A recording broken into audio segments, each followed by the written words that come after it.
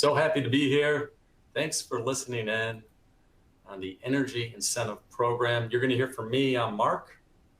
Joe, you're going to hear from, leads our energy efficiency group. Kristen is a professional engineer and directs our energy incentive services. Here's how we're going to play it. 1, 2, 3. I'll kick us off about the $1.2 trillion climate economy. Kristen and Joe will talk to you about the Energy Incentive Program. And then I'll come back and close out and let you know how you can discover your piece of the $1.2 trillion. And we do have bonus coverage today. So after we present for about 50 or 60 minutes, stay tuned. There will be Q&A. So as we present, start thinking of questions. You could type in your questions. And so I press you to do that. If you have no questions, I could recite poetry for 30 minutes if you really want me to. So it's in everyone's best interest to try to think of at least one, and we'll get to that at the end. Okay, let's get into it. The climate economy, $1.2 trillion. That's a lot of cheddar cheese. At the start, when the Inflation Reduction Act was being put into the budget, the CBO had it $374 billion. And this Inflation Reduction Act, very little to do with reducing any inflation, a lot to do with energy and energy incentives. And they didn't cap many of these incentives. There's about 24 of these incentives in the law. They didn't cap them. So private reports came in, one from Goldman Sachs just last week, that said the CBO is being a little conservative. We think over the next 10 years, $1.2 trillion will be given out.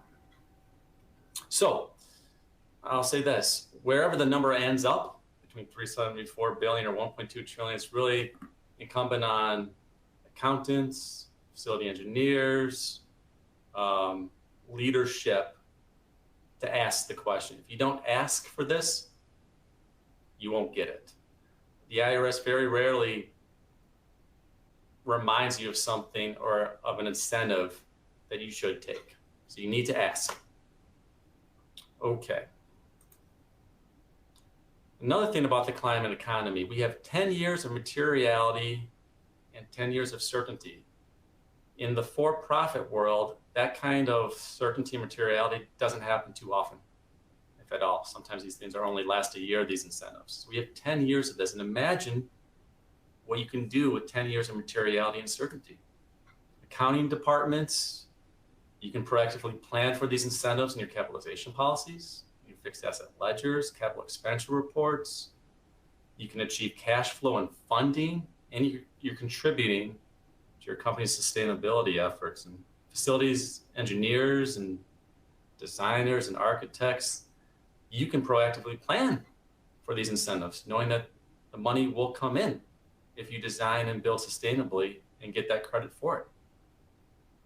So a 10-year runway on this. It's very positive. This is a takeaway slide. We're not going to go through every single bubble. It kind of gives you the gist of how much is out there. In the nucleus, you'll see the CHIPS bill. That's that semiconductor bill.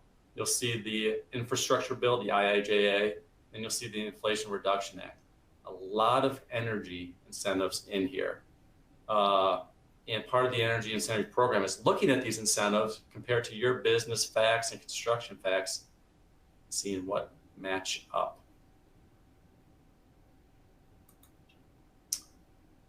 And this webinar is focused on healthcare. And I would even say it's even more focused on exempt organizations in healthcare, nonprofit healthcare. But the concepts that we're going to be going through apply to for-profit healthcare as well. But for the NFP side of the house, welcome to game night. I've been doing this for 20 years, mostly in the for-profit world. We, Eide, have certified over 100 million square feet of energy property over the last few years. And this is the first time where we're taking this effort to not-for-profits. I would advise you, learn the rules. And then from there, you can develop a strategy. A couple of things I hear about is, are we too late to the game? Is it worth it? Are you dismissing certain energy properties? The answer is this. We're 94 days into this law. No one is behind. No one's missing out. In fact, there might be some cases where you could have construction in January of this year and still get this credit.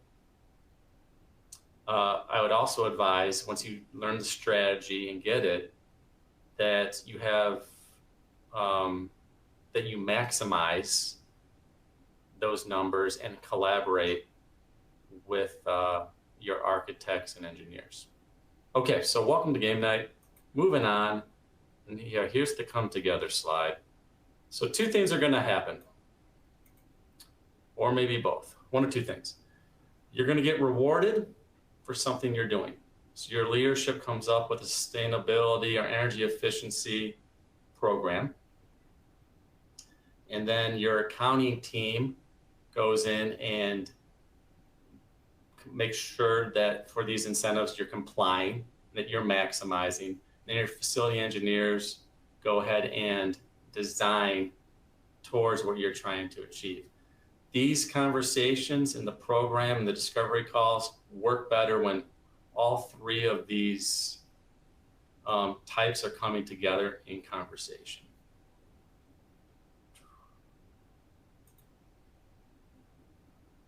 And here is, I talked about 24 incentives in that bubble graph of the climate economy.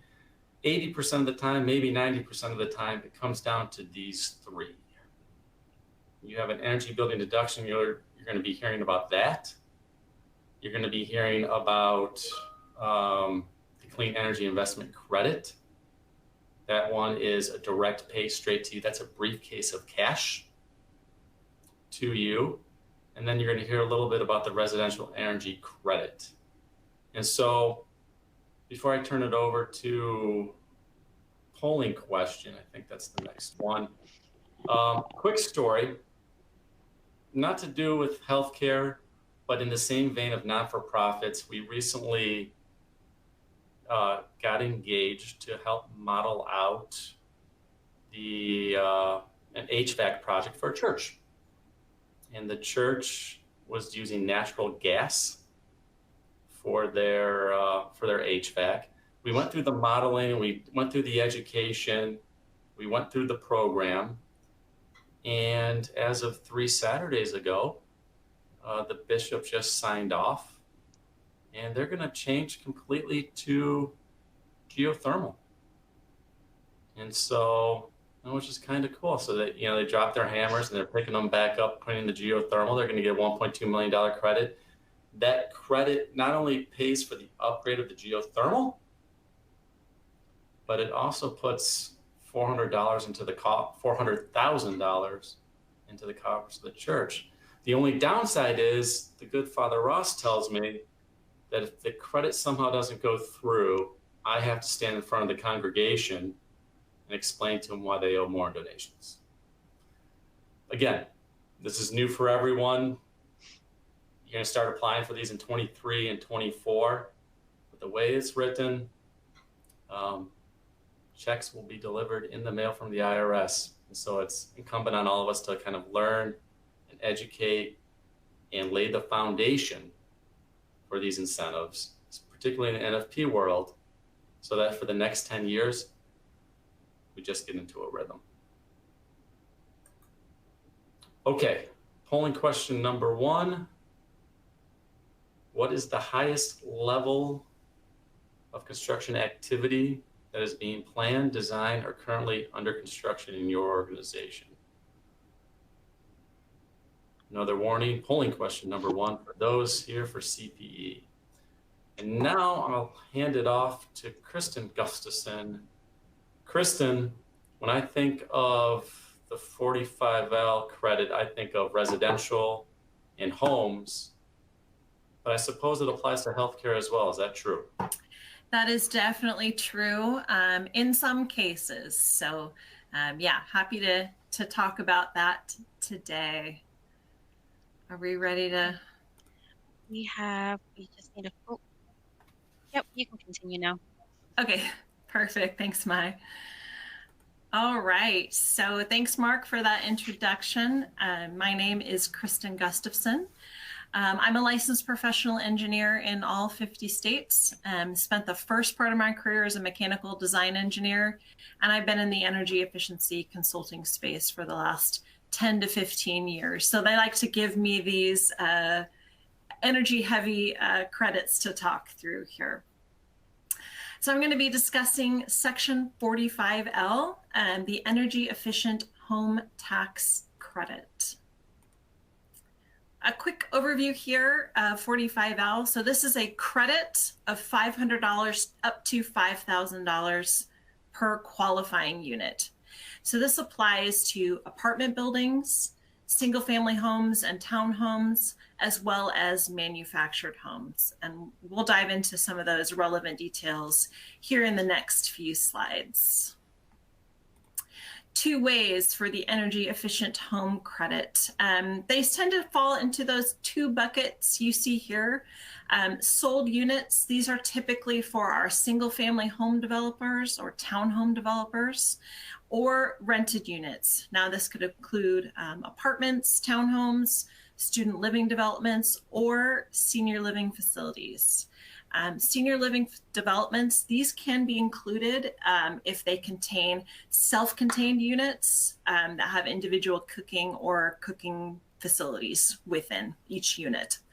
That would be considered a home for the purposes of 45L. So let's look at how the Inflation Reduction Act, or the IRA, as I might say, enhances this credit. So 45L prior to the IRA on the left box in your screen here. So this credit is an extender. It had originally expired at the end of 2021. It applies to units that have been sold or leased in an open tax year. So that means typically the last 3 years, 2020 through the present, depending on when you typically file your taxes. For manufactured homes, the credit is $1,000 per unit. And for single family homes and multifamily projects 3 stories and less, the credit is $2,000 per unit. So for these pre-IRA projects, the energy use of the proposed home must be 50% below a reference unit built to the 2006 IECC standards, the International Energy Conservation Code. And envelope improvements, that means the wall, the roof, the window performance, they must account for at least a fifth or 20% of those reductions. So a fairly high bar, for sure, fairly high bar. So let's look at how things have changed with the IRA on the right here. So the Inflation Reduction Act extended that previously expired 45L credit through qualifying projects sold or leased through the end of 2022. So all the old rules apply, $2,000 credit for single family and multifamily up to 3 stories. The new rules in bold there, starting in January 1st, 2023, and applying through the end of 2032. So we now have that 10-year extension. Number one, we're no longer capped by the number of stories for our multifamily developments.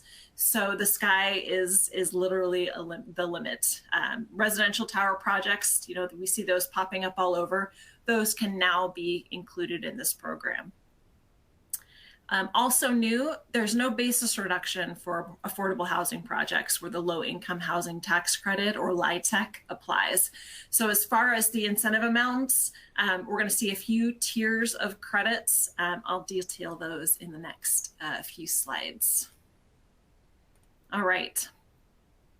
So the new credit rates, these vary based on a number of factors, starting with the home type.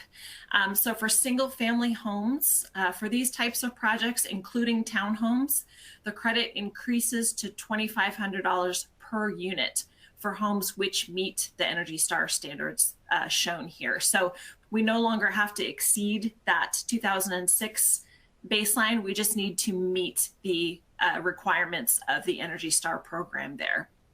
And that same credit of $2,500 also applies to the manufactured homes.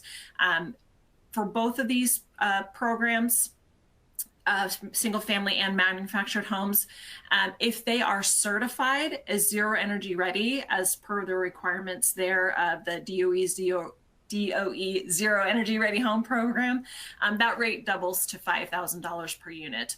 But obviously there's a lot more requirements for those kinds of units, so it makes sense that the credit would be a bit more. Now on the multifamily side, we're seeing the credit start at a base rate of $500 a unit with a bonus rate of $2,500 available for projects where those prevailing wage and apprenticeship requirements are met. So we're going to hear references to this prevailing wage and apprenticeship requirement throughout the IRA. Unfortunately, at this point, we don't have a lot of guidance from the IRS on what documentation is going to be required for showing compliance with this, but it is a situation that we're actively monitoring. So watch this space for sure. The base and bonus is an either or situation. So you either get the base or the bonus rate, but not both. Important to keep that in mind.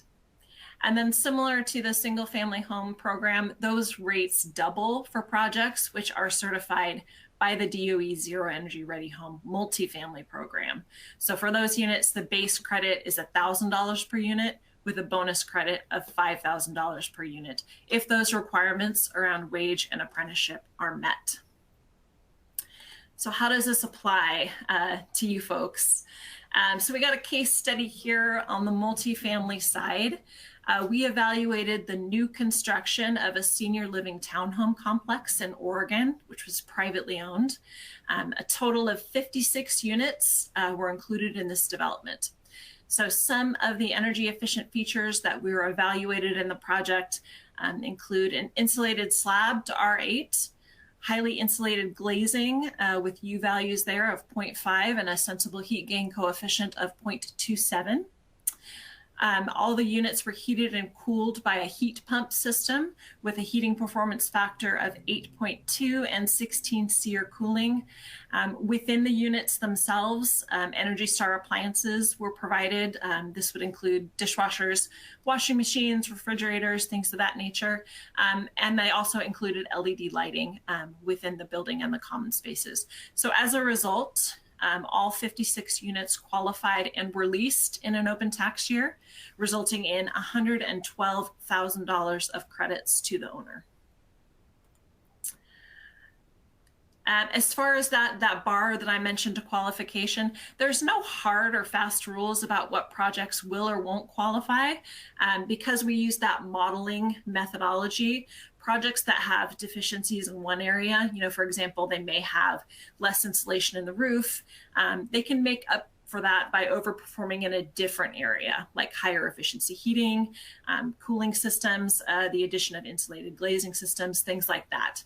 And so we've put together this targeted efficiency sheet you see in front of you. What it does is it lists out some of the minimum qualifications that we tend to look for in potential 45L projects. Again, this is highly dependent on the climate zone and the applicable building code for the location that the project is based in. But we can create these for any location pretty quickly. And these are great conversation starters for building owners interested in pursuing this credit. We do these free of charge. All we really need to see is a copy of a typical plan and spec for a project, especially including the mechanical equipment schedule. That really tends to be the driver of energy efficiency, and it is really climate dependent. I mentioned the bar for qualification being quite high, especially for those 22 projects. So in the event that a project doesn't qualify, we'll put together this non-qualification memo, which lists out some upgrades that can be considered for future projects that might help qualification in the future. And again, no charge there for that assessment. How is the credit implemented into tax? So we use Form 8908. It's the energy efficient home credit. It's fairly simple math. The number of qualifying homes times the credit amount, and that goes into the form there. So it's used against regular tax liability. Important to note, it's not a cash refund, but it can be carried forward 20 years. So on current year returns, it's a straightforward credit. And then again, for prior year studies in all open tax years, amended returns are required. So the year that the unit is first sold or leased is the applicable tax year for each study. Some highlights to remember here. As mentioned earlier, the sky is the limit. That 3-story limit no longer applies for projects first occupied after January 1st, 2023. So that means any developers of high-rise developments can potentially be recouping some of those costs typically associated with building energy efficiently. So, and then important to remember, tenants and owners of these units will also benefit through lower energy costs and lower energy bills. And then also affordable housing projects, the 45L credit can now be applied without reducing that LIHTC basis. That means for properties without excess basis, you can now stack the 45L credit. In prior years, eligible projects might have shied away from this credit, but would now, with that being able to stack that and with the 10-year extension, there's definitely a longer runway for folks to plan for using this credit. All right, some takeaways or beacons for 45L. Again, that credit amount varies from $500 up to $5,000, depending on the characteristics of the project. It applies to all residential, single family and multifamily homes 3 stories or less through the end of 2022, and then all residential 2023 through the end of 2032. We're looking at any project sold or leased in an open tax year. And then for our studies, we find developments with more than 10 units, either single family home developers or these multifamily projects. That's not a requirement, but it does tend to yield a better value prop for all the folks involved. And the first step is that discovery call and provisional assessment that I mentioned. And with that, it's time for another polling question. Does your organization construct residential housing or partner with a private developer to do so? Mark or Joe, anything I missed on the 45L side? No, I think that's great. Specific to the healthcare industry here, yeah, we're seeing a lot of interest on the senior living. Again, important to reiterate that it needs to be a habitable dwelling unit, meaning permanent provisions for heating, and for sleeping, sanitation, and cooking. That's a requirement that sometimes gets overlooked. And then on the single family side, as we think about senior housing developments, we're seeing more and more of as opposed to these multifamily deals, maybe little cottages around. So that single family rooms will pop. Okay, looks like we're just waiting for a few more people to answer this polling question, and then we can move on. Okay. Thanks for keeping us on track, Mai. No problem.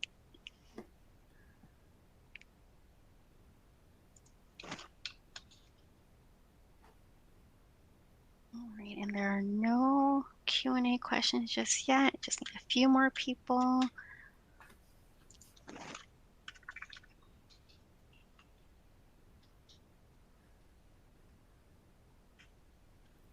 Gotta make sure everyone's still awake.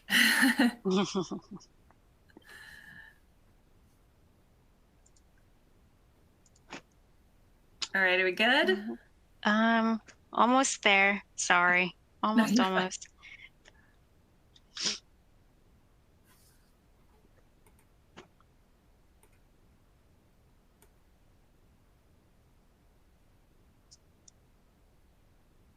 All right, and we are set to continue.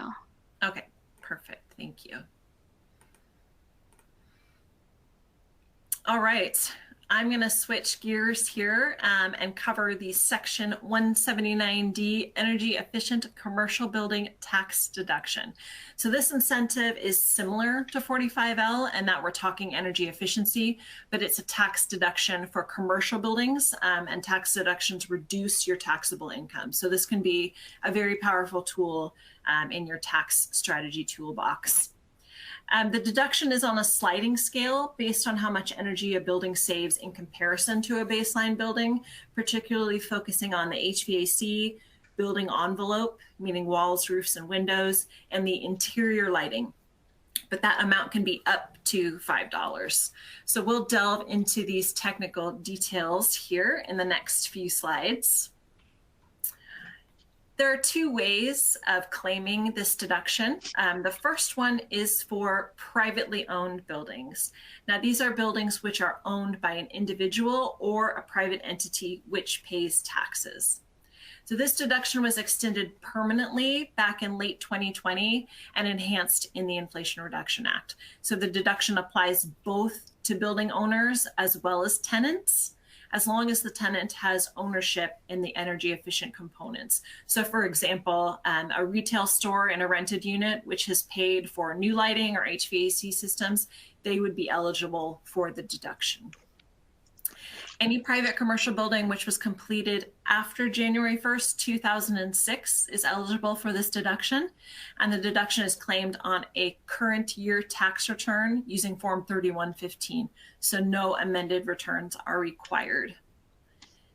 Something new in the IRA is that a building is eligible for the deduction every 3 years, assuming a renovation or addition has taken place, which affects those energy consuming aspects of the property, the lighting, the HVAC, or the envelope. Previously, this was just a one-time deduction, one time in the building's life. The second method of obtaining the 179D deductions is for buildings owned by tax-exempt entities, so entities which don't pay tax in a traditional sense. So this would include universities, school districts, state or local government buildings, and after January 1st of this year, thanks to the IRA, it also includes Indian tribal properties and other tax-exempt entities, such as nonprofit hospitals. So these entities can assign their deductions to designers by way of an allocation letter. So who would be a designer? Designers are considered any person that creates technical specifications for those energy efficient components of the building that we mentioned. So this could include architects, engineers, contractors, environmental consultants, energy services providers, as long as they are creating technical specifications for those energy efficient components. So any of these folks can take the deduction on the behalf of the non-tax paying entity. For any of these types of projects, we can consider any building placed in service in an open tax year, again, typically the last 3 years, and amended returns are required. Similarly to that private path, a building is now eligible for this deduction every 4 years, again, assuming a renovation or addition has taken place to those energy efficient components. So for both of those paths, the deduction is capped at the cost of property. So if the addition or the renovation, those costs are less than the available deduction per square foot, the cost is the maximum deduction which can be taken. So let's look at how the IRA has enhanced this incentive. So 179D prior to the IRA on the left side of your screen here. So the whole building deduction prior to the IRA is $1.80 per square foot. Now that was indexed to inflation for 2021 and 22. So for 22, the maximum deduction is $1.88 per square foot. Now, if only one of the three systems mentioned is impacted by a renovation or is above code, partial deductions are available at 60 cents per square foot for lighting, HVAC, or envelope systems, or a combination of those three up to that full $1.80 deduction. Again, this started in 2006. It's now a permanent part of the tax code, and it applies to private building owners along with designers of governmental buildings. So let's look at how things changed with the IRA on the right here. So for qualifying projects completed through the end of 22, all those old rules apply. So $1.88 per square foot is the maximum deduction available. Starting in 2023, again through the end of 32, those partial deductions go away. But we're now using a sliding scale for either a base or bonus deduction. Those start at 50 cents a square foot for a 25% improvement over a baseline model, up to $1 per square foot for a 50% improvement. A bonus deduction is available there for projects which meet those prevailing wage and apprenticeship requirements we mentioned earlier. That starts at $2.15 per square foot for a 25% improvement and goes up to $5 a square foot for a 50%. I've got a slide which kind of shows that a little bit better coming up here. Important to note that whole building method that we're using now, it includes all those lighting, HVAC, and or envelope improvements, or a combination of those to create those energy savings. And again, as mentioned earlier, this can be taken every 4 years for a tax exempt entity or every 3 years for a privately owned building. There's an enhancement in the bill for REITs, and again, it applies to private owners as well as designers of tax-exempt entities owned buildings. So this next slide here illustrates that sliding scale a little bit better compared to the deduction available per square foot, again, both for the base and bonus deduction rates. So these energy savings I'm mentioning, those are calculated by comparing the energy costs of the proposed or the design building to a baseline building, which is built to the standards of the applicable ASHRAE 90.1 code. Now, ASHRAE is the American Society of Heating, Refrigerating, and Air Conditioning Engineers, and this 90.1 document sets the standard for energy codes throughout the United States. So for most projects, we're going to be using ASHRAE 90.1 2007, the version of that standard. So this is a fairly old standard compared to what most new construction is subject to, again, dependent on the location of the project. So 50%, that kind of savings numbers might sound like a lot, but we're only looking at the energy usage of those 3 systems we mentioned, the HVAC, lighting, and envelope. And most projects, we find most projects built to meet or exceed their local code really have a good chance of qualifying for something. So don't dismiss your project just based on those numbers alone. Again, we create energy models for both the baseline and the proposed or the design conditions using software and methodologies that are approved by the DOE and the IRS. So here at Eide Bailey, we're currently using a software called eQuest to do those calculations. All right, I got a couple case studies here. The first being on the private side, pre-IRA. This is the construction, new construction of a privately owned memory care center in Minnesota. Some of the energy efficient components on this project included LED lighting and daylighting sensors in the common areas, a highly efficient gas-fired heating system of 95.5 AFU, and 16 SEER split cooling systems. So as a result of this study, the entire 80,000 square foot building qualified for the full $1.80 deduction, resulting in $144,000 of deductions for the building owner, that should say, the building owner. The next example here, this is a building owned by a tax-exempt entity in the post-IRA world, so after January 1st of this year. This is the renovation of a nonprofit hospital in South Dakota. So some of the building highlights here for this renovation include a lighting retrofit, which incorporates new LED lighting as well as high efficiency fluorescent fixtures. They're also replacing the existing campus hot water boiler with a 90 AFU boiler, as well as the existing chiller with a new chiller with a part load performance rating of 0.5 kilowatt per ton. So as a result of this study, the entire 250,000 square foot building will qualify for that full $5 a square foot deduction, resulting in a $1.2 million deduction, which is allocated to the architect designer. How is the deduction claimed? So for projects placed in service in 2022, a new form has been introduced. This is Form 7205. It's very similar to the information that we show on the Certificate of Compliance, which is created for every 179D study. So we typically fill these in for our clients. The current year, the form for 23, I should say, this doesn't exist yet, so we can't preview that right now, but this is what we know to date for those 22 studies. All right, some key takeaways for the 179D tax deduction. After January 1st, 2023, this is an up to $5 a square foot deduction. For privately owned buildings, we can look back to any properties placed in service after December 31st, 2005. And for tax exempt entities, designers of governmental entities can include projects that were placed in service in an open tax year. And for designers of not-for-profit entities such as hospitals, we can look at projects placed in service after December 31st of 22 through the end of 2032.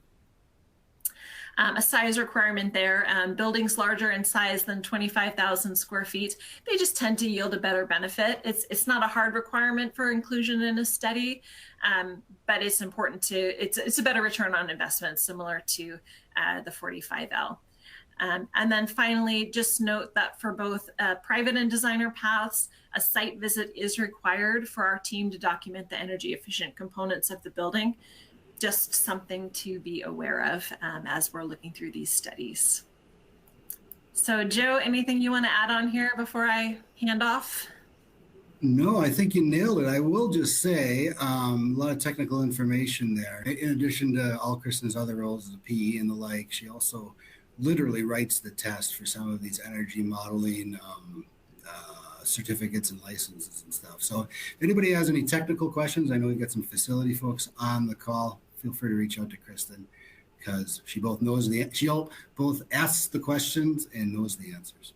Not always. I'll do my best. Thank you, Kristen.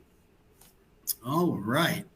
So before we get into the Section 48 tax credits, just wanted to touch briefly on the kind of how the mechanics work on this 179D as it pertains to tax exempt orgs, right?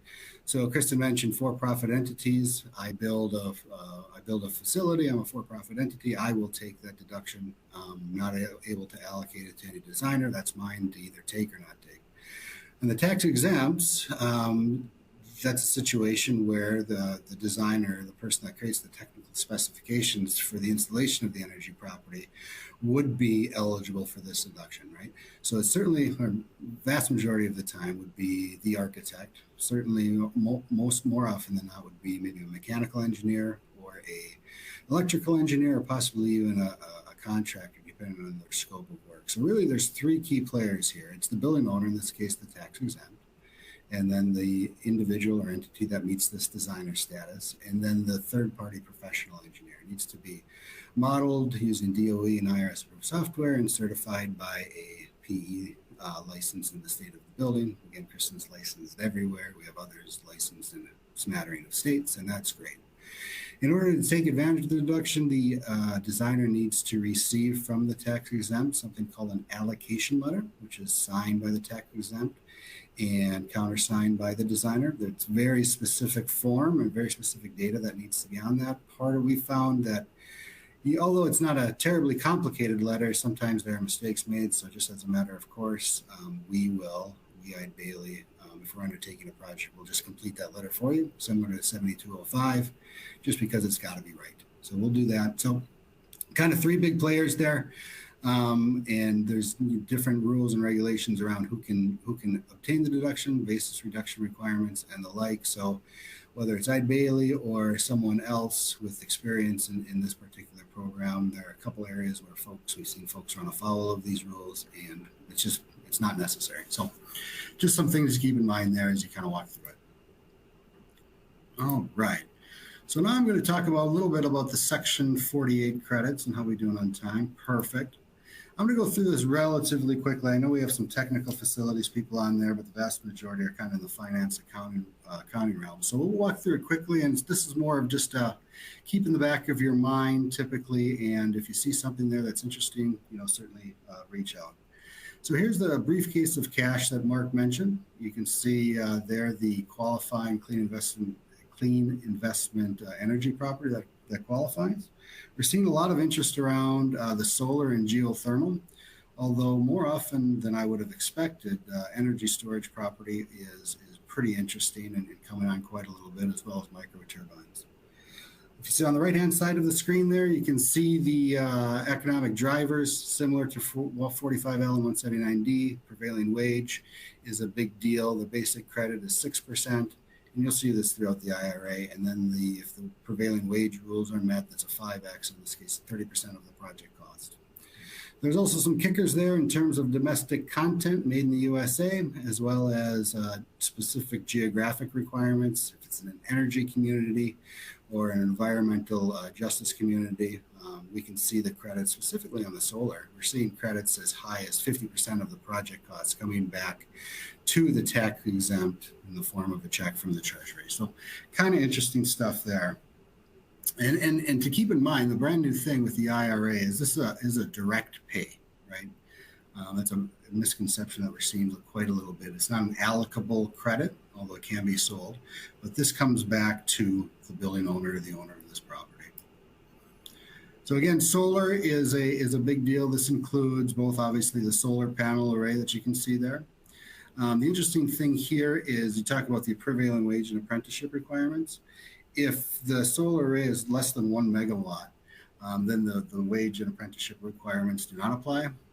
Megawatt solar array, for instance, would be anywhere from like 2,500 to 4,000 panels, depending on Seattle versus Phoenix. So the vast majority of these will not adhere or not need to adhere to the prevailing wage requirements, which is interesting, and also includes illumination. If you've got a fiber optic cable or fiber optic line coming from the roof that direct sunlight down into maybe the basement or something, that would also apply to the solar panel credit. Geothermal, there is a provision that allows the credit for electricity production. If you go way down to the middle of the earth and bring up hot water or heat via hot water or some other liquid, you'd be entitled to the credit. Where we see it more often than not is the ground source heat. Same idea as the church that Mark mentioned in our opening there. Again, we've got some minimum requirements. Again, 1 megawatt or equivalent do not operate under the prevailing wage, and that's a pretty good deal. Small scale solar wind or small scale wind energy, similar idea. We're seeing more and more of this. Even micro turbines that are on the top of buildings, they are becoming more and more popular as the technology includes. And again, each individual turbine is, in this case, less than 100 kilowatts, and that's a pretty high bar. Most of the, unless you're doing these big wind farms, most folks will fall under that safe harbor. The fuel cells, well, it's kind of an interesting. The technology isn't quite there yet to see it kind of adapted mainstream, but we'll certainly see it over the next 10 years. Really at a high level, we're taking liquid hydrogen along with oxygen and then some catalyst. And what they'll do is those items will go into the fuel cell, create electricity, and then create water as kind of just a waste byproduct.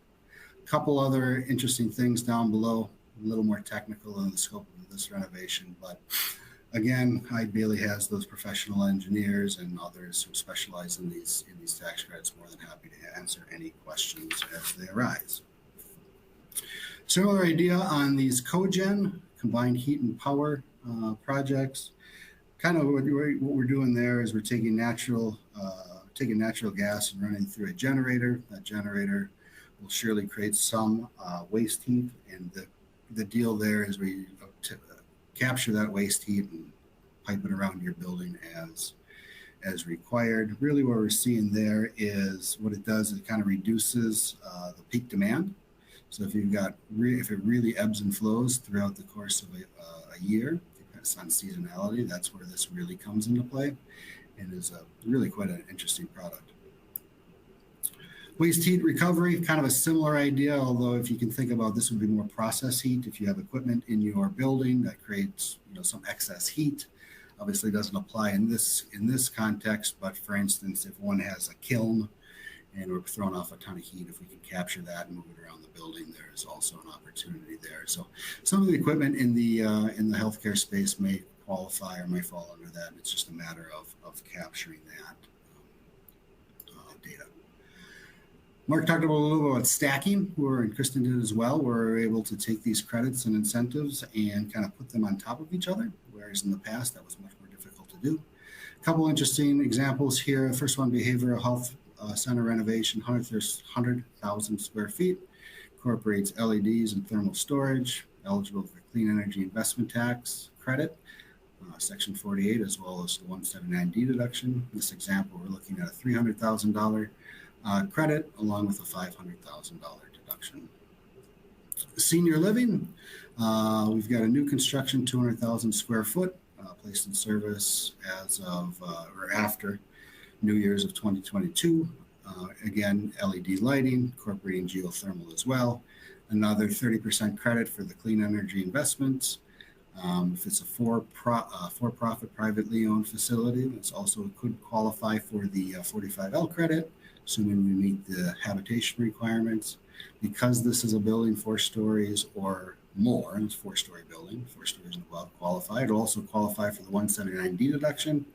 And although not germane to the energy, to the IRA, there also could be an opportunity on sales tax exemptions depending on what state you're in. So at the end of the day, we're looking at a $400,000 credit, energy credit, $250,000 45L credit, and then $1 million 179D deduction at that $5 per square foot rate.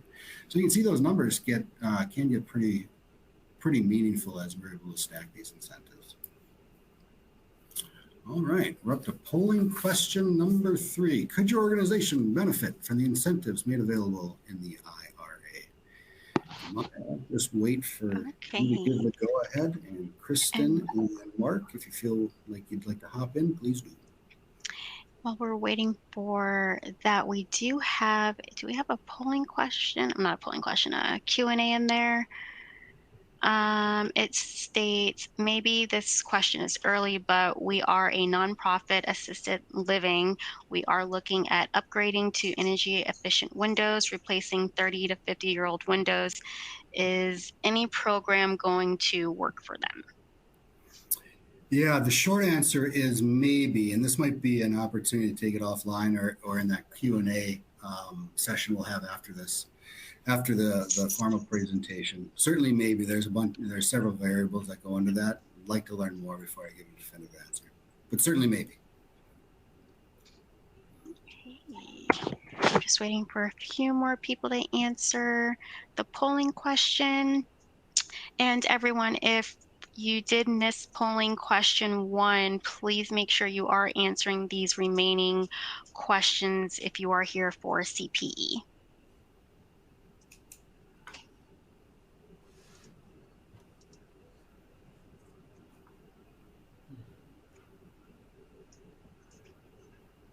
Okay. All right, we just need a couple more. All right. Oh, looks like we're good. You can move forward. You're good. All right. Thank you, Mai. All right. Just a couple quick examples before we turn it back over to Mark for potential next steps. That's a critical example of a critical access hospital. Obviously, the images have been anonymized here. $30 million renovation.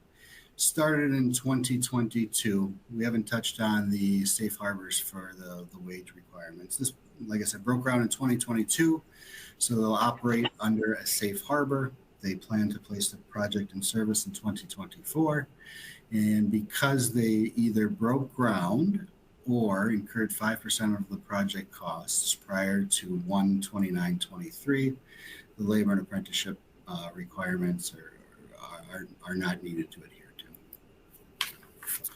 Here's another example, kind of an interesting, it says a university on there. This is an example of a public-private partnership where we've got the public university as well as a not-for-profit healthcare system, both being served by the same central plant. In this case, underwent a major renovation in 2020. In that case, the designer would be eligible for the deduction on only the governmental projects. And then the good news, they're looking at another upgrade here coming on service in 2024. In that case, because we've got the 4 year, we're able to allocate the deduction every 4 years now on the not-for-profit side or tax exempt side. Now they'll be able to assign the entire, in this case, several million square feet of both the governmental entity owned buildings as well as the tax exempt, which is interesting. Final example here before we turn it back over to Mark is this is a healthcare, behavioral healthcare facility. They actually broke ground in 2021, well before anybody knew anything about the Inflation Reduction Act. Actually placed in service mid-January. So Mark mentioned, hey, are we late to the game? No, there may be a number of cases where, gosh, you know, we started construction or we're doing some things. And really the line of demarcation there is, have we placed the property, whether it's the building or the energy efficient property eligible for the Section 48 credits, is that placed in service after 1/1/23 or as of 1/1/23?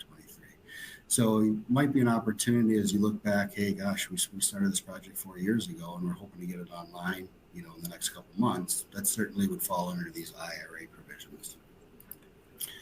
So with that, we'll turn it back over to Mark for the next 8-10 minutes and talk a little bit about the logistics and how this actually works. All right. Thank you, Joe and Kristen.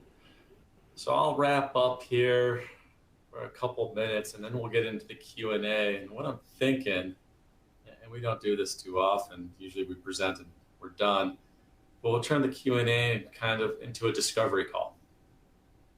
And right now, looking at the questions, the one about the window, maybe that's the one we'll kind of use as our case study, and I have some ideas on that. So what you've heard is about 50 minutes of narrative that's kind of packing in hundreds, if not thousands, of pages of legislation. There is a lot. This is just conversation number one. We have a long runway. It's a 10-year runway to figure this out and get this as part of the normal process. The discovery process, really, you have to get involved the facility engineer. You have to get involved the accounting professionals. You have to get involved leadership. It only works if all three of those people are talking to each other and making this happen. That kind of encapsulates the energy incentive program, kind of the 3 steps that we're going through with our clients right now is really just educating. So we have, and there's plenty of educating that needs to be done. A lot of the education's in the nonprofit space. Now, if you're a for-profit healthcare, you might have heard of some of these things before. Let me tell you, it's changed dramatically on the 179D. It's from $1.80 to $5 per square foot. And the Section 48 used to be just solar and wind. And now they added, 8 to 10 different energy properties. And what does that mean? And what's the definition? What does Congress think is the definition? Does that relate to construction in the for-profit space? And then the NFPs, again, 94 days into this new tax law for nonprofits. So really these discovery calls, it takes a while, conversations. And I feel like I'm a walking robot of talking points and movie quotes, but that's been a lot of what me and Joe and Chris have been doing the last 6 months is kind of the education. And so after this webinar is kind of a discovery call. But as we get into more specific examples, please reach out. We'll reach out too, and we'll start to lay that foundation that you could build upon for any new construction, any renovation. After discovery call, we've entered into plenty of phase ones. We're phasing them out. We're in the multiple dozens of phase one engagements where we go in and identify program opportunities. We take that bubble graph We take your construction documents, your business objectives, right down to electric vehicles, which we even talk about, or utility sales tax exemption, which Joe talked about very briefly. There's so much more out there. You try to match it up. There's always going to be something. I wouldn't automatically look at this presentation and this call and say, we probably don't, or it doesn't sound like we do. Again, this is a 23. Some of your buildings are going to be placed in service in 24, 25. I would put, if anything, I would put on the back burner. But I would advise to be proactive in this space. So that's where we are with a lot of engagements, is identifying program opportunities and modeling and dashboarding potential options so that you can make decisions on what levers you want to pull. Two things are going to happen during the identification. One, you're going to get rewarded for stuff you're already doing. Kristen mentioned the 2007 ASHRAE standard. You just built a code. Chances are you might get that 179D deduction, that allocation credit. I talked with a hospital yesterday that was doing LEED Gold, and they asked, do you think we'll qualify? Of course. On the Section 48, so you're going to get rewarded. On the Section 48 stuff, Joe was listing through the geothermal, solar, and wind. And some of you are doing that. In fact, even the fuel cells, which we think is future technology, I'm seeing that in California hospitals are using fuel cells, and that's popping up. So if you're on the accounting side of the house and you haven't heard these terms, that doesn't mean you're not doing it. It's very possible this is part of your normal construction. You'll get rewarded for it. For situations under rewarding, the deductions and credits will be there. It's just a matter of you need to ask, you need to document, you need to prove it, and you need to do the analysis, but they're there. But you got to claim them. And then there's the other side, the change in behavior, my church story. That doesn't happen as often as the reward. Again, we're only 94 days in, but I hope, or I think the whole purpose of pushing this agenda that Congress is pushing through on the energy, the decarbonization, energy efficiency, we'll get some change in behaviors.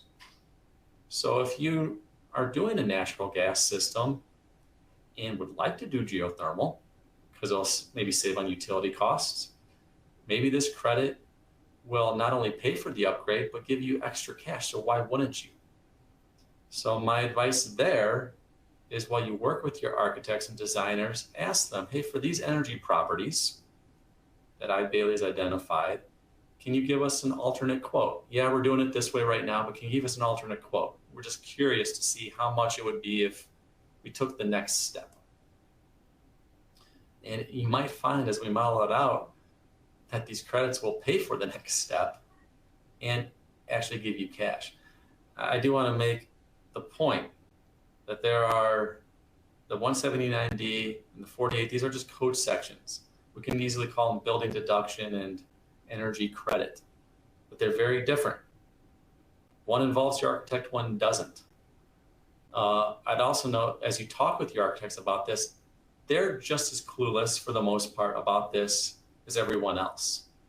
And we have run into situations where, and we have architect clients. So we work with architect clients, we work with healthcare clients, we have a whole host of clients at Eide Bailey, that the architects, we're having to train them on what 48 means, having trained them what the 179D means and how to market that to their clients.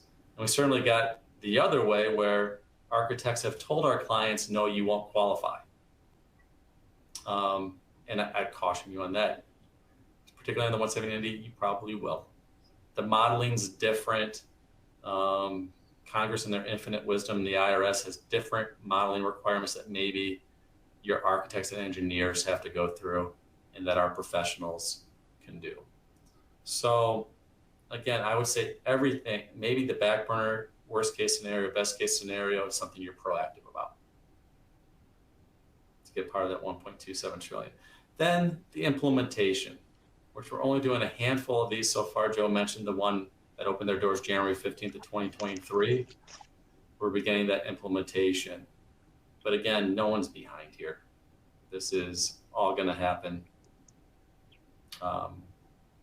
in 23, 24, all the way to 2032. Okay, 130.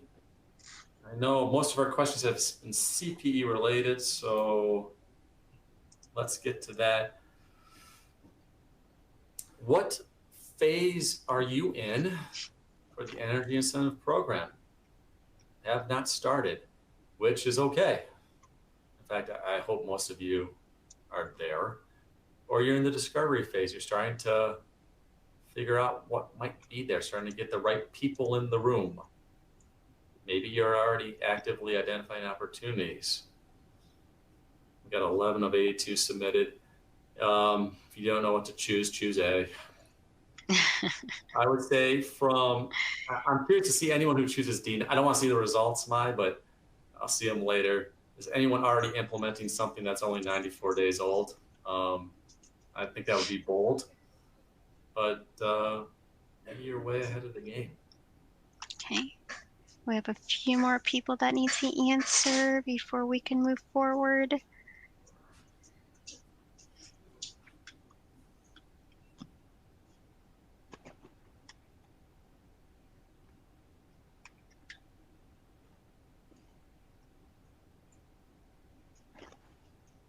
All right, and while we're waiting, we're now officially in the Q&A portion.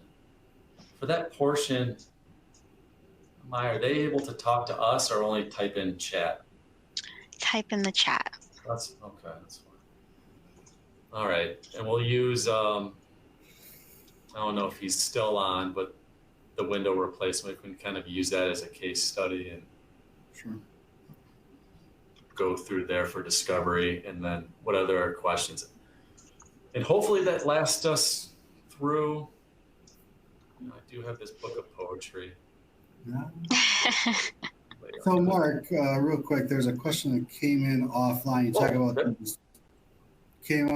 the discovery call and kind of talk through the different scenarios with the healthcare system. What percentage of those calls warrant additional conversations? For instance, like a phase one where Eide Bailey scopes that out. Is that relatively common, or is that kind of the exception to the rule, or kind of where are you at on that? Yeah, that's a good question. And again, we've probably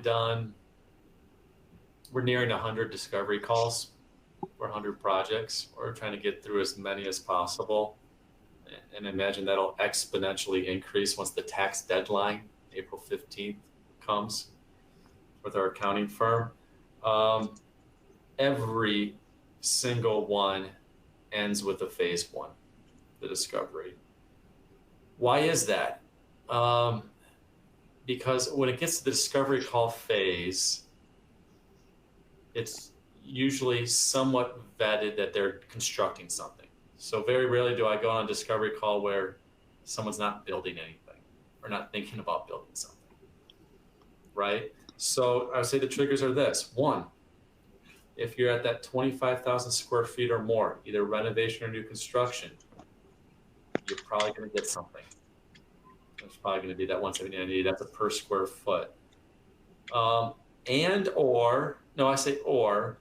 you're putting in some type of energy property and solar or wind. So usually when we get to the discovery call, one of those two things is happening. Sometimes both. And then it's just a matter of phase one is modeling it out so you can make decisions and see what's actually there.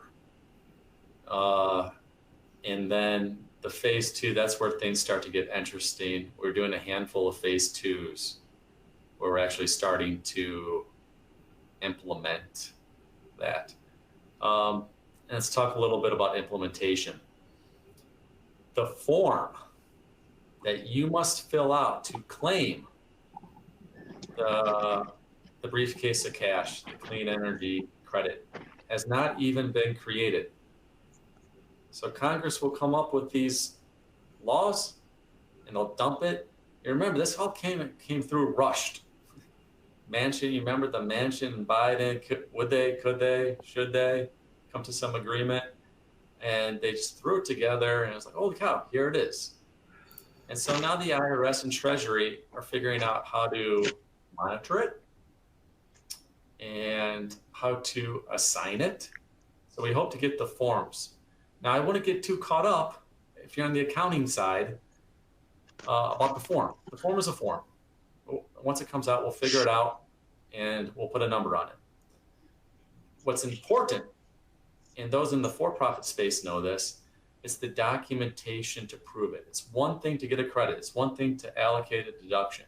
It's a whole nother thing to prove it and to have that work paper file and that analysis and that third-party accounting, that third-party engineer putting together a work paper file. So by the time the form is invented, you're in a good position to claim that credit and to keep it and to use it. Good question. I probably answered that plus two others.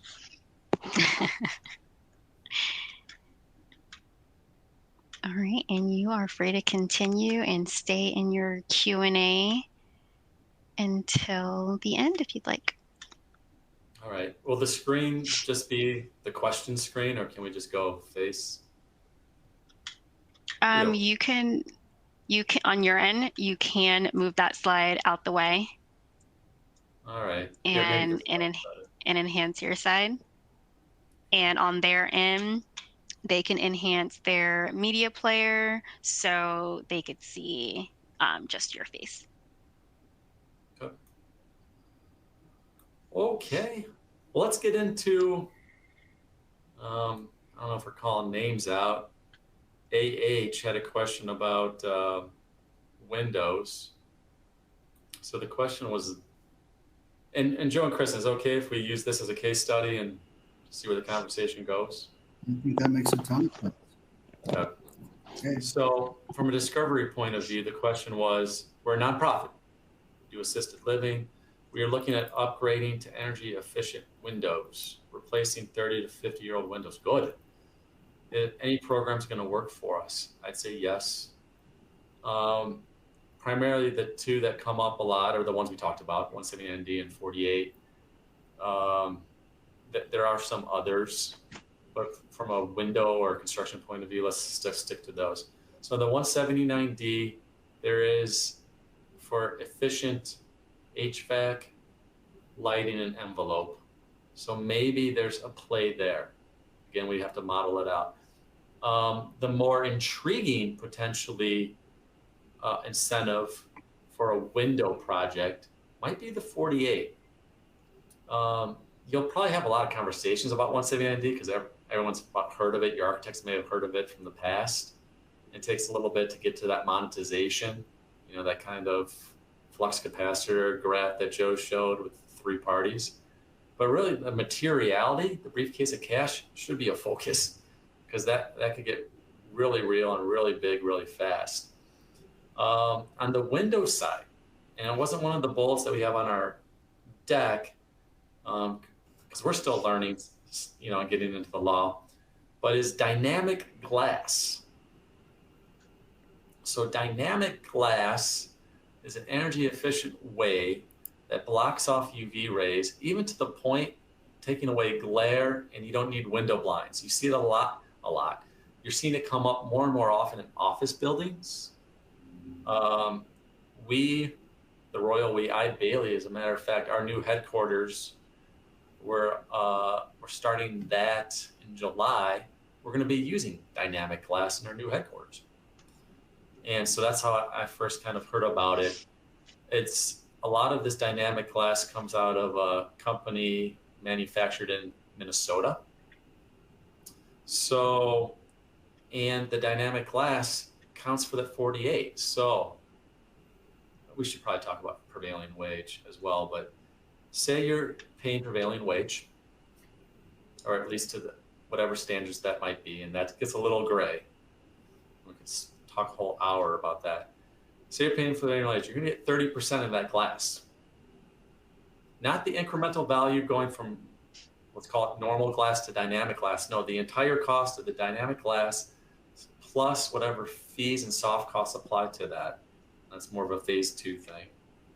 You'll get that basis times 30%.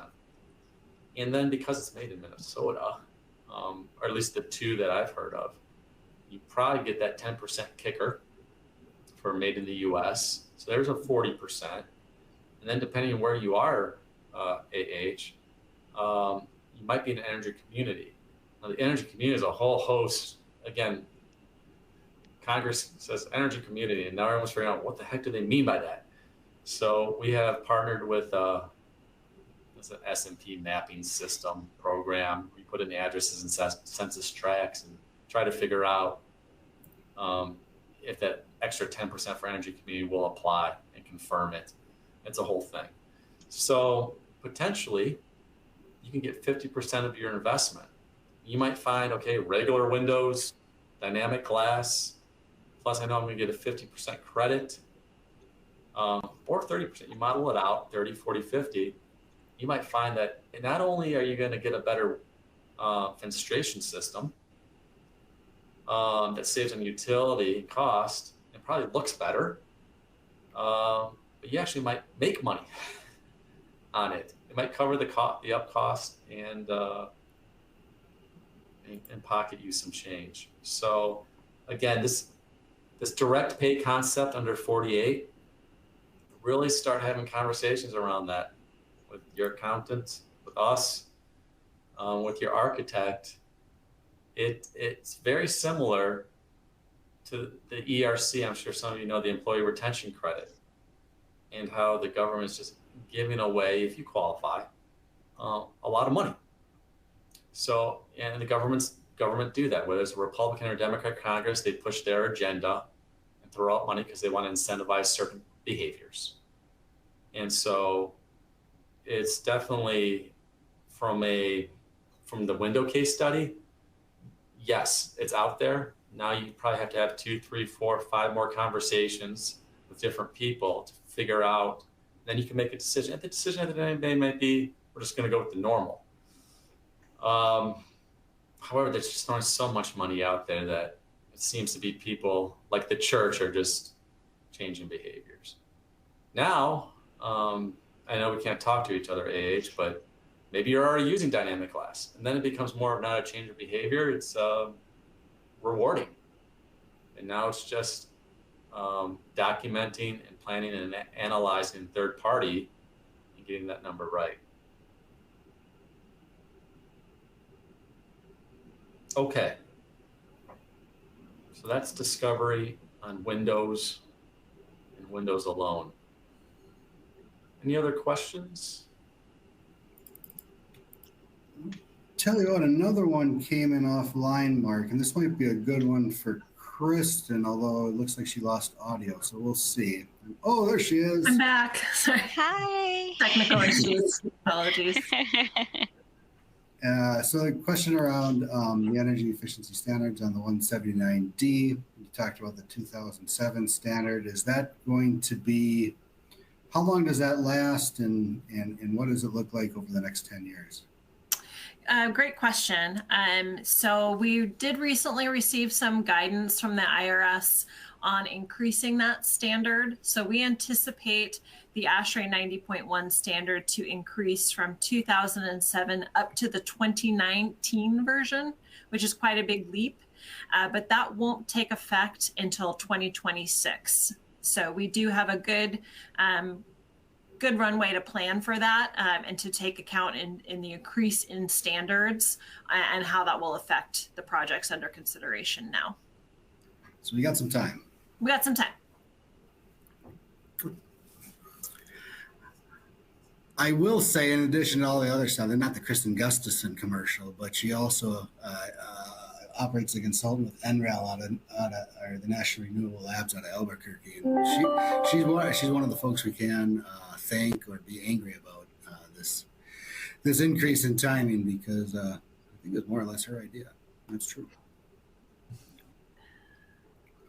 Well, if the intent of the program is to save energy, which by all intents and purposes it is, it does make sense to increase that standard, for sure. Excellent. So there's a great question here. What's the best thing a 10-year-old hospital can do in this situation? We don't have LED lighting.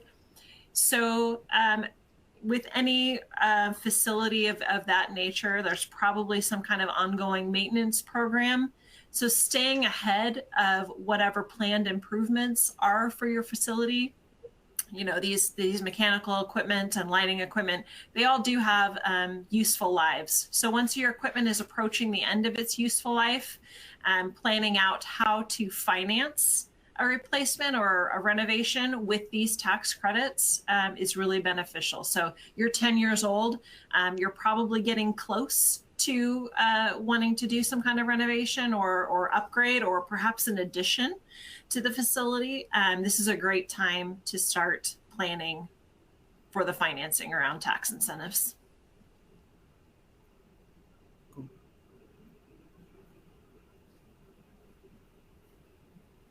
I do see,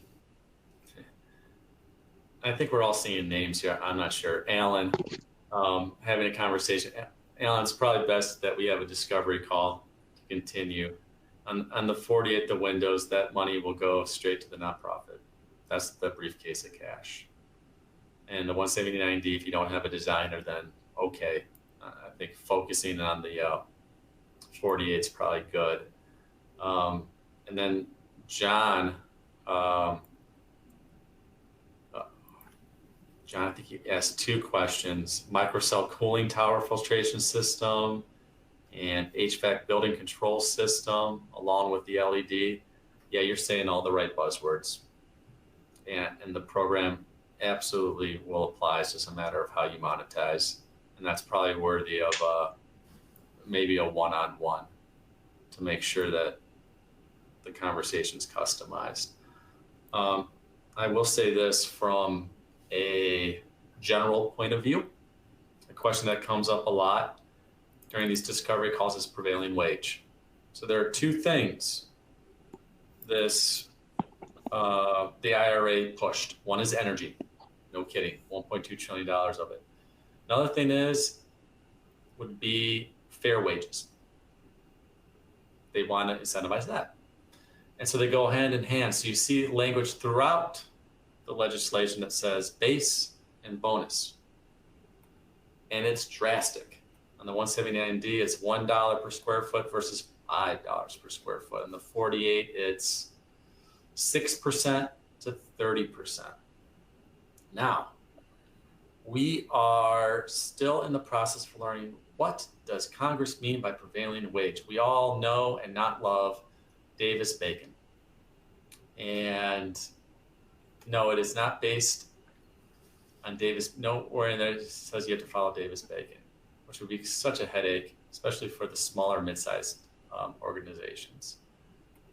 And let me back up. When this legislation is created, any legislation, they open it up to what they call a comment period. A period where taxpayers and non-taxpayers alike can air their grievances and ask for clarification. The number one comment is, what the heck do you mean by prevailing wage? So it's all public discourse, and you can see it online, and it's all, the number one is prevailing wage. We got some guidance that was wishy-washy at best in late December. We're still waiting on future. So again, I advise, do not automatically dismiss because you're like, oh, I probably won't get it because of prevailing wage and I really need the bonus. No, we have time. You know, in those cases, we put it on the back burner, but we're trying to figure out what prevailing wage means, what resources, and what gets there. Furthermore, from a discovery point of view and a phase one point of view, there are safe harbors out there. For instance, in geothermal, Joe mentioned 1 megawatt or less of geothermal, which the church and some of our other clients are under. Prevailing wage doesn't matter. You get the bonus without it. And other energy properties and other provisions in the code have these safe harbors. Some safe harbors have to do with timing of when you've designed or constructed versus placed in service. So again, caution, don't dismiss outright. We have a long runway to kind of figure this out in 2023 and get this right. So you have a long runway when it comes to prevailing wage. I would say from a reward point of view, from a change your behavior point of view, you might want to be proactive. Like in the window example, I wouldn't wait till the summer or fall to start talking with your architect or talking with vendors and getting quotes. I would start having those conversations and collecting the data so you can make a decision.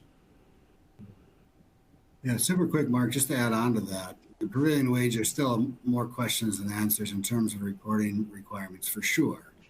File retention requirements. As a practical matter, it's certainly nowhere near statistical significance, but the anecdotal conversations, number of them that I've had with folks, is, you pay the fair wage, and that's based on the lookups you can find at sam.gov that says, the mechanical contractor in Tallahassee gets this, and the lighting contractor in, Fargo gets that in terms of an hourly benefit.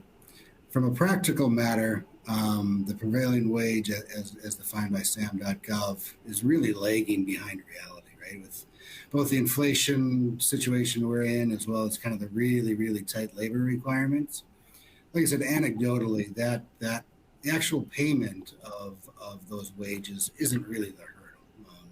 I've had conversations where it's like, shoot, that guy's getting twice what it says here, that type of thing. So from that perspective, it certainly wouldn't scare me away from at least exploring it. Again, we're waiting for guidance as to exactly how we need to document that and retain those documents. But it's not as big of a deal as at least I thought it initially. And it shouldn't scare you away. Just something to look at. Good point. We have another question. I could tackle, or if you want to tackle, Joe or Kristen. It says, do you know if these programs can be used in tandem with projects financed with tax-exempt bonds? You want me to do it? Okay. The answer is yes. So again, the government, in their infinite wisdom, is really pushing this climate agenda, decarbonization, energy efficiency. They're throwing money at the problem. Not to get political, a perceived problem or a problem, whatever way you're at, the money's out there. So, and so a lot of these incentives are stackable. The new market tax credit I run into, bonds I run into, grants. So you can take all these things and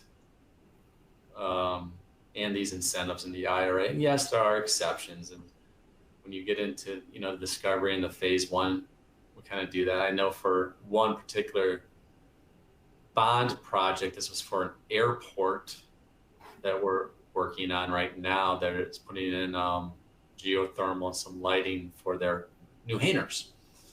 And they're using some bonds. I think for the credit, they have to take and again, smarter people than me kind of get into the weeds, but I think it's like a 10% haircut. So besides, getting 100% of the credit, they're getting 90% of the credit, which the numbers are still ridiculously high. And of course, and in the airport's case, it was something they were going to do anyway. So it was more of a reward. It wasn't changing the behavior. So that extra 10%, yeah, they'll take it. But Whitney, definitely a good question, something that needs to be considered. And it brings up the good point of you need to get accounting involved and facility engineers and leadership. And maybe that's all the same person in some organizations. Most, it's 3 different roles, and it needs to all come together.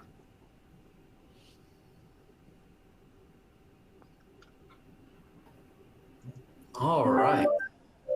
Boy, a lot of great questions here, guys. In webinars in years gone by, there might have been, maybe one. And so appreciate the interaction. Looks like there's a lot of interest around this. And, $1.2 trillion, why not? Any last words of wisdom, Joe? Yeah, I mean, this is like Mark mentioned, at the end of the day, this is kind of an education game.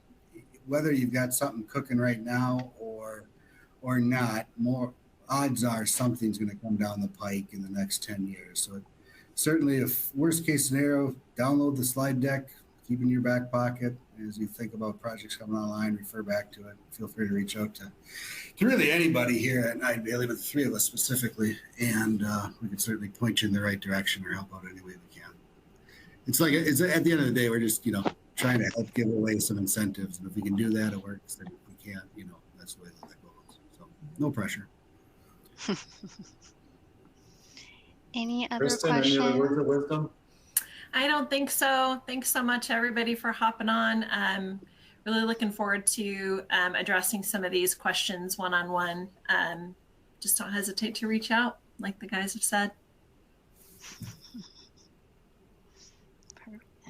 Hey, Any other questions with our last couple minutes? All right, Mark, you want to take it away? I'm taking it away. You want to take it away, and then I'll come in on that last second. Oh, sure. So yeah, my last words of wisdom. I know I sound like a broken record. This is new to everybody. We're in the discovery phase. We're in the education. So, learn as much as you can around these topics, and we can help guide that ship.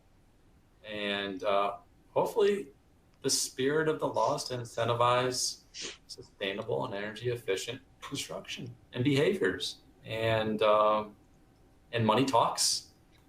And hopefully that's, we look back 10 years from now and things do progress the way we want to see them. And, it's a kind of a win-win for everybody. And for the NFPs in the room, nonprofits, welcome to the game. I've been doing it for 20 years for incentives in the for-profit. It's a fun game to play. And particularly when it pushes certain behaviors that you're already aligned with. And certainly in the energy space, it is just that. So one other plug, Eide Bailey, yes, we're an accounting firm. We are, but we're weird because we have people like Kristen and 20 other energy modelers and professional engineers that solely do this. So we're number 17 in the country in accounting. We are number 1 in this space. So please leverage us, please use us. This is kind of our passion, our niche within, an accounting firm. And looking forward to hearing about your project and seeing what we can do. Thank you, Mark, and thank you to all of our presenters. Thank you to all of our participants that have joined us today. Remember, you can download your certificate. It is available for you right now. If you have any issues downloading your certificate, once you get the thank you email in about 24 hours, please respond back to that and let us know that you weren't able to get your certificate, and we can take care of that. Again, Eide Bailey employees, you can ignore that certificate, and your certificate and CPE will be granted in the Learning Center. And again, thank you everyone for joining us, and I hope you have a great rest of your day. Thank you. Bye-bye. Thank you.